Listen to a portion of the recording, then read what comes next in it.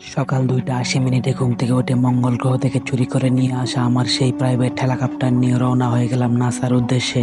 দীর্ঘ 30 বছর জার্নি করার পর চলে আসলাম নাসার সেই কাঙ্ক্ষিত ল্যাবে, যেখানে অভিশপ্ত বিজ্ঞানী দ্বারা চিকিৎসা করানো হচ্ছিল বেশ কিছুদিন আগে অসুস্থ হয়ে পড়া আমার অন্য এক হেলিকপ্টারকে। সেখানে অতিরিক্ত তাপমাত্রা থাকার কারণে তাকে শীতের জামা কাপড় পরিয়ে দিচ্ছিল একজন এলিয়েন। শীতের জামা কাপড় পরিয়ে ভালো করে সাজানোর পর বুঝতে পারলাম তাকে মোটেও মানুষ মনে হচ্ছে না। তখনই সে বলে উঠলো তার নাকি অনেক ক্ষুধা লেগেছে, তাই তাকে নিয়ে চলে আসলাম বিরল প্রজাতির এক খাবার হোটেলে। সেখানে আসার পর তার পিছনে খাবার গুজে দিচ্ছিল মঙ্গল গ্রহ থেকে আসা একজন এলিয়েন। তখনই আমার চোখ পড়ে গেল ভাইরাল এক ব্যানারে, যেখান থেকে সাকিব খানের পাঠান সিনেমার নামকরণ করা হয়েছিল।